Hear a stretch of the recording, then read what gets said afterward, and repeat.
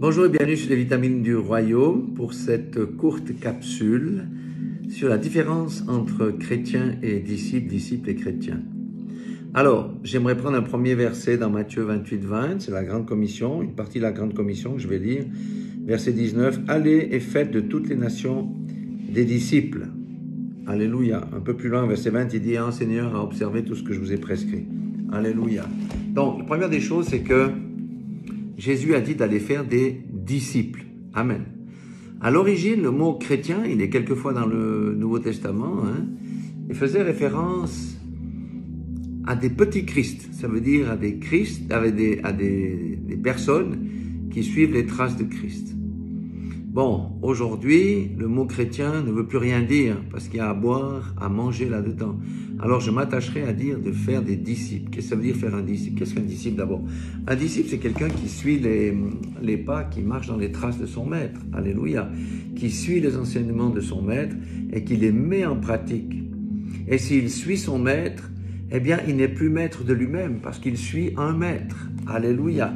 C'est ça un disciple. Et le Seigneur a dit d'aller faire des disciples, pas des chrétiens, au sens moderne du terme. Au sens moderne du terme, un chrétien, c'est quelqu'un qui croit que oui, que Jésus-Christ est mort et ressuscité. Il croit que Jésus-Christ, c'est le seul chemin pour le salut, la vie éternelle. Il croit et il confesse même que Jésus-Christ est Seigneur dans sa vie, selon Romains 10, 29, etc. Il confesse tout ça.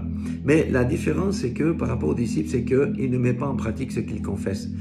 On appelle ça un chrétien nominal. Donc voilà. Donc il ne marche pas sur le chemin étroit. Pourquoi? Parce qu'il refuse de prendre sa croix et de la porter. Parce qu'il refuse de marcher sur le sentier étroit, qui est un sentier difficile, empreint de douleur, de larmes, de rejet, de cris. Il refuse de faire le service, d'entrer au service véritable de son maître. Et il croit simplement qu'il est sauvé parce qu'il a prononcé les choses de sa bouche. Un disciple, c'est celui qui choisit délibérément de marcher sur le sentier étroit, sur ce sentier difficile, de faire la volonté de son maître, véritablement de renoncer à soi-même, d'accepter le rejet, d'accepter les colibés, d'accepter le service pour Christ avec joie et non par contrainte. Alors voilà, le Seigneur nous pose cette question. Es-tu un chrétien ou es-tu un disciple? Un chrétien au sens moderne du terme, bien entendu. Car il ne suffit pas de croire, parce que Jésus a dit dans Luc 6, 46, « Pourquoi m'appelez-vous Seigneur et ne faites-vous pas ce que je vous dis ?» Amen. Et le Seigneur nous pose cette question aujourd'hui. Qui es-tu, toi qui m'écoutes? Qui es-tu, moi qui parle? Qui suis-je, moi qui parle?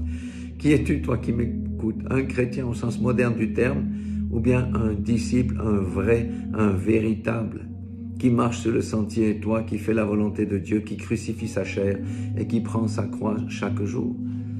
Car la Bible déclare aussi, aucun idolâtre, aucun débauché, aucun impur, aucun cupide, aucun menteur, aucun fornicateur, aucun adultère n'entrera dans le royaume des cieux.